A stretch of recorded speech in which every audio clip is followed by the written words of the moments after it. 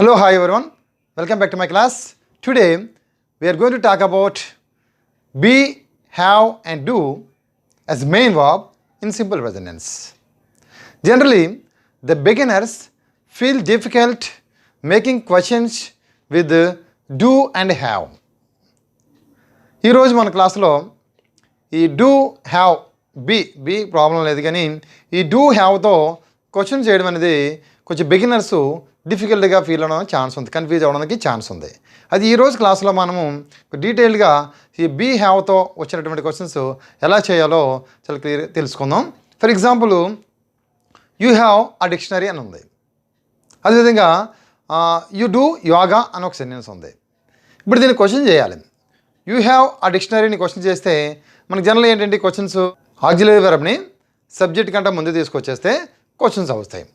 కాబట్టి బీతో మనకు ప్రాబ్లం లేదు. ఫర్ ఎగ్జాంపుల్, అదే హీ ఈజ్ అ టీచర్ అంటే ఈజ్ హీ అ టీచర్, ఈజ్ని ముందు తీసుకొచ్చేస్తే హీకి ఈజ్ హీ అ టీచర్ అంటే ప్రాబ్లం లేదు. మరి ఇక్కడ మీకు 2 ఎగ్జాంపుల్ చెప్పాను. You have dictionary, you do yoga. మరి వీటిల్లో ఓకే హ్యావ్ అని ముందు తీసుకొస్తే, అదేవిధంగా డూని ముందు తీసుకొస్తే సరిపోతుందా, కరెక్టేనా అనే విషయాలు మనం ఇప్పుడు తెలుసుకోబోతున్నాం. ఓకే, ఇప్పుడు మనం చూద్దాం. మీకు టైటిల్ చూసినట్లయితే usage of do, does, have, has and be as main verbs in simple present tense అని ఉంది. మరి ఇక్కడ అదేవిధంగా స్క్రీన్ పైన అంటే డూ, బీ, హ్యావ్ అని మనం ఎలా క్వశ్చన్ చేయాలో ఈరోజు మనము మెయిన్ వర్బ్గా వచ్చినట్లయితే ఎలా క్వశ్చన్ చేయాలో ఈరోజు మనము నేర్చుకోబోతున్నాం. You do yoga every day అని ఒక సెంటెన్స్ ఉంది. యూ హ్యావ్ డిక్షనరీ అని ఒక సెంటెన్స్ ఉంది. ఈ 2 సెంటెన్సెస్కి ఇప్పుడు మనం క్వశ్చన్ చేయాలి. ఓకే, సో ఫస్ట్ సెంటెన్స్ చూద్దాం. యూ డూ యోగా ఎవ్రీడే అని చెప్పేసి ఉంది. దానిలో ఉన్నటువంటి డూ రెడ్ కలర్లో మీకు పెట్టాను. సో రెడ్ కలర్లో ఉందంటే అర్థం ఏంటంటే, ఇక్కడ ఇండికేషన్ ఏంటంటే ఇక్కడ మెయిన్ వర్బ్ అని అర్థం. మరి మనకి జనరల్గా ఏంటంటే క్వశ్చన్ చేయడానికి మనకి హెల్పింగ్ వెర్బ్స్ని సబ్జెక్ట్ కంటే ఫ్రంట్కి తీసుకొస్తే, సబ్జెక్ట్ ముందుకు తీసుకొస్తే అది క్వశ్చన్ అవుతుంది. మరి వీటిని అలా తీసుకొస్తే ఎంతవరకు కరెక్ట్ అనేది మనం చూద్దాం. ఇక్కడ తీసుకొచ్చాను డూ యూ యోగా ఎవ్రీడే అని చెప్పేసి తీసుకొచ్చాను. మరి కరెక్టా కాదా?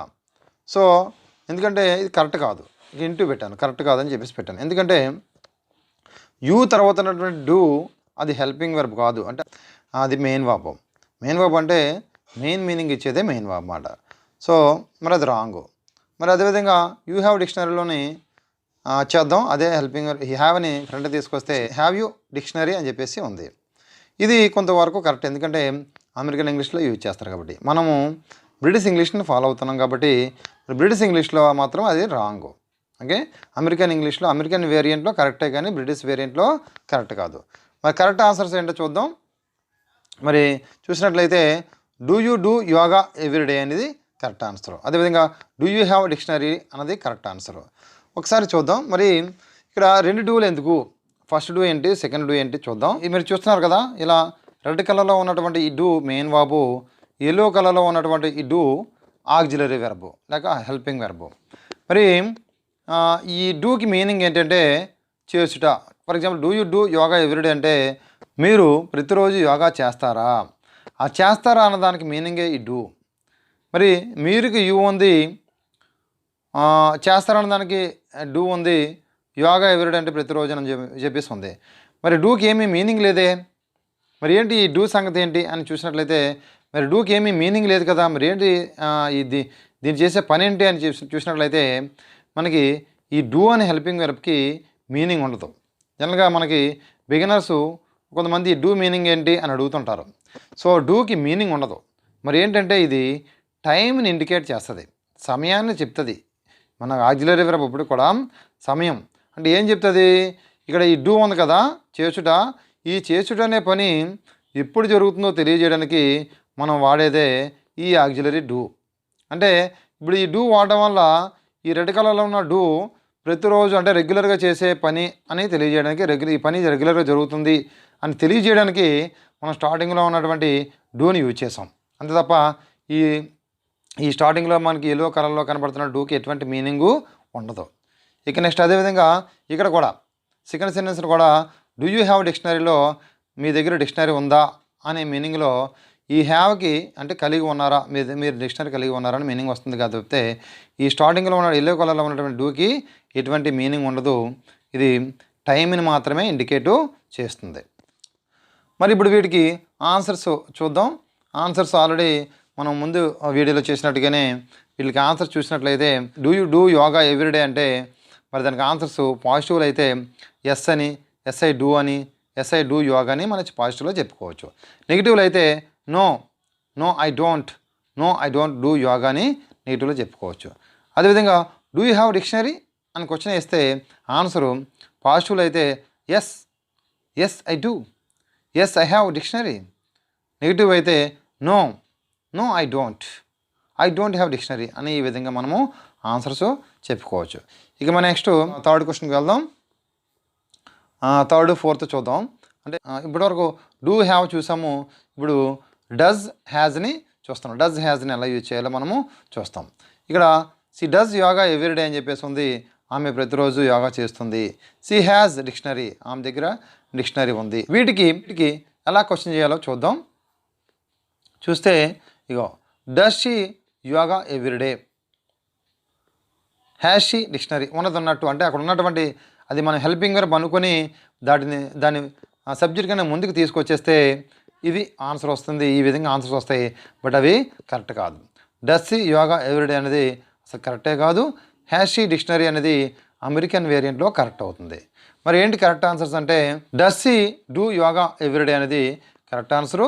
స్టార్టింగ్లో ఉన్న డస్ టైంని ఇండికేట్ చేస్తే దానికి ఎటువంటి మీనింగ్ ఉండదు. సి తర్వాత ఉన్నటువంటి డూ చేసుట, does she do yoga everyday అంటే ఆమె ప్రతిరోజు యోగా చేస్తుందా, ఆ చేస్తుందా అన్న దానికి రెడ్ కలర్లో ఉన్నటువంటి డూ మీనింగ్ ఇస్తుంది. అదేవిధంగా సి హ్యాజ్ డిక్షనరీకి ఏంటో చూద్దాం. సి హ్యాజ్ డిక్షనరీ క్వశ్చన్ చేస్తే కరెక్ట్ ఆన్సర్, కరెక్ట్ క్వశ్చన్ ఏంటంటే డస్ షీ హ్యావ్ డిక్షనరీ అని అర్థం అన్నమాట. డస్ షీ హ్యావ్ డిక్షనరీ అని క్వశ్చన్ చేయాలన్నమాట. సో ఇది కరెక్ట్. సో హ్యావ్ అనేది మెయిన్ వర్బ్, డస్ అనేది హెల్పింగ్ వర్బ్. అది ఇక నెక్స్ట్ వీటికి ఆన్సర్స్ వీటికి అలా క్వశ్చన్ చేస్తే ఏ విధంగా ఆన్సర్ చెప్పాలో చూసినట్లయితే మనం పాజిటివ్ అయితే ఎస్ అని, ఎస్ సి డస్ అని, ఎస్ సి డస్ యోగా అని చెప్పుకోవచ్చు. అదేవిధంగా మనకి ఈ సెకండ్ ఫోర్త్ దానికి చూసినట్లయితే ఎస్ సి డస్, అదేవిధంగా ఎస్ సి హెచ్ డిక్షనరీ అని చెప్పుకో. ఇక థర్డ్ వన్ నెగిటివ్ చూసినట్లయితే థర్డ్ వన్ నెగిటివ్ ఎస్ బదులుగా నో అంటాము, ఎస్ సి డస్ బదులుగా నో సి డజంట్ అంటాము, ఎస్ సి డస్ యోగా బదులుగా no she doesn't do yoga అని చెప్పుకుంటాం. ఇక ఫోర్త్ దానికి ఎస్ బదులుగా నో అంటాము, ఎస్ సి డస్ బదులుగా నో సి డజంట్ అంటాము. అదేవిధంగా ఎస్ సి హ్యాజ్ డిక్షనరీ బదులుగా no she doesn't have dictionary అని చెప్పేసి అంటాము. No she doesn't have dictionary అని చెప్పుకుంటాం అన్నమాట. నెక్స్ట్ బీకి మెయిన్ వర్బ్గా చూద్దాం.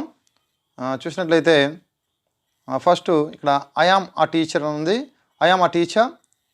దీనికి బీ ఫార్మ్స్ క్వశ్చన్ చేయడం చాలా ఈజీ, ఎందుకంటే అక్కడ ఉన్నటువంటి హెల్పింగ్ వర్బ్సే, అక్కడ ఉన్నటువంటి మెయిన్ వర్బే మనకి హెల్పింగ్ వర్బ్గా యూజ్ చేస్తాం కాబట్టి మన ప్రాబ్లం లేదు. కాబట్టి I am a teacher, am I a teacher.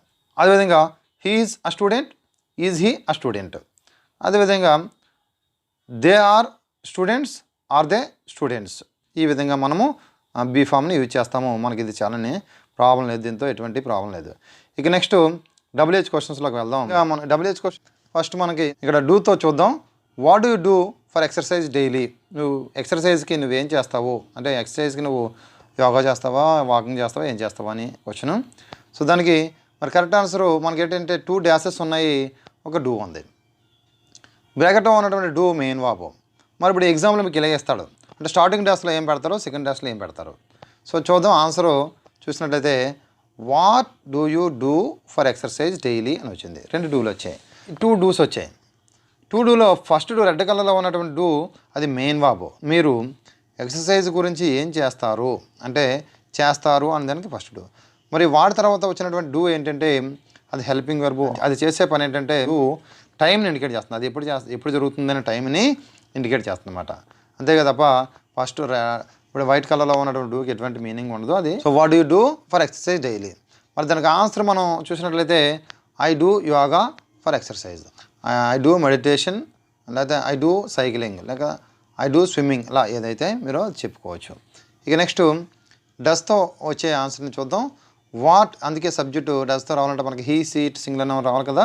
So subject కాబట్టి హీ పెట్టాను. సో 2 డాషెస్ పెట్టాను ఫర్ ఎక్సర్సైజ్ని.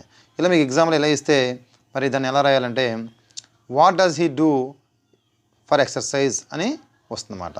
అంటే రెడ్ కలర్లో ఉన్నటువంటి do main verb, so does white కలర్లో ఉన్నటువంటి డస్ హెల్పింగ్ వర్బ్. సో ఇది what does he do for exercise, అతను ఎక్సర్సైజ్ గురించి ఏం చేస్తాడు అంటే మనకు answer he does yoga for exercise daily, అతను ప్రతిరోజు ఎక్సర్సైజ్కి యోగా చేస్తారని చెప్పేసి అర్థం. ఈ విధంగా ఇక నెక్స్ట్ మనకి హ్యావ్తో వచ్చేవి, హ్యాస్తో వచ్చేవి చూద్దాం. ఇక్కడ what dash you dash have for drawing అని వస్తే మరి స్టార్టింగ్ డాష్లో ఏం రావాలి, సెకండ్ డాష్లో ఏం రావాలో చూద్దాం. చూస్తే what do you have for drawing అని వస్తుందన్నమాట. అంటే మనకి ఫస్ట్ ఈ స్టార్టింగ్లో వచ్చినటువంటి డూ హెల్పింగ్ వర్బ్, హ్యావ్ అనేది మెయిన్ వర్బ్. డ్రాయింగ్ దగ్గర ఏముంది అని అర్థం అన్నమాట. ఆన్సర్ చూసినట్లయితే ఐ హ్యావ్ ఆ స్కెచ్ పెన్ ఫర్ డ్రాయింగ్, నా దగ్గర డ్రాయింగ్ చేయడానికి స్కెచ్ పెన్ ఉంది అని చెప్పేసి చెప్పవచ్చు. ఇక మరి నెక్స్ట్ ఫోర్త్ వన్ చూద్దాం. ఫోర్త్ వన్ చూసినట్లయితే ఇక్కడ what dash he dash have for drawing, అతని దగ్గర డ్రాయింగ్ చేయడానికి ఏముంది అంటే ఇప్పుడు మనకి దాన్ని ఇలా చెప్పాలన్నమాట. What does he have for drawing, అతని దగ్గర డ్రాయింగ్ చేయడానికి ఏముందని ఇలా స్టార్టింగ్లో డస్, సెకండ్ దాంట్లో హ్యావ్ యూజ్ చేయాలి. మరి దానికి ఆన్సర్ ఏ విధంగా వస్తుందంటే he has a sketch pen for drawing అని మనం చెప్పుకోవచ్చు. ఇక నెక్స్ట్ 5th, 6th, 7th బీసు అంటే ఈజీ ఎంఆర్లు ఎలా యూజ్ చేయాలో చూద్దాం. చాలా ఈజీనే. సో స్టార్టింగ్లో బీ ఎప్పుడైతే బీ ఉందో మీకు ఆ బీ అంటే ఈజీ ఎంఆర్ కానీ వజ్ వర్ కానీ అదేవిధంగా బీ బీయింగ్ బీను 18లో ఏదైనా రావచ్చు. కాబట్టి ఇక్కడ మన సింపుల్ ప్రెజెంట్ టెన్స్లో ఈజీ ఎంఆర్ వస్తుంది. సో చూద్దాం యూకి ఏమొస్తుందో. వాట్ ఆర్ యూ అంటే అర్థం ఏంటంటే బీ, ఇక్కడ బీ అంటే బీ ఫామ్లో ఏదో ఒకటి యూజ్ చేయాలని అర్థం అన్నమాట. అంటే ఈజ్ ఎంఆర్లో ఏదో ఒకటి యూజ్ చేయమని అర్థం. ఇక్కడ యూ అనే సబ్జెక్ట్ ఉంది కాబట్టి యూకి మనకు ఆర్ వస్తుంది కాబట్టి వాట్ ఆర్ యూ అని పెట్టాం. అంటే మీరు ఏం చేస్తారు. I'm a student, I'm a doctor, I'm a teacher, ఆ విధంగా చెప్పుకోవచ్చు మనం. ఇక నెక్స్ట్ 6th క్వశ్చన్ చూద్దాం. ఇది సబ్జెక్ట్గా యువర్ ఫాదర్ పెట్టాను. సో ఇప్పుడు దీనికి బీకి ఏమొస్తుందంటే వాట్ ఈజ్ యువర్ ఫాదర్, మీ నాన్నగారు ఏం చేస్తారు అంటే దానికి ఆన్సర్గా మనం రకరకాలు చెప్పుకోవచ్చు. He is a farmer, he is a teacher, he is a doctor అని ఆ విధంగా మనము చెప్పుకోవచ్చు.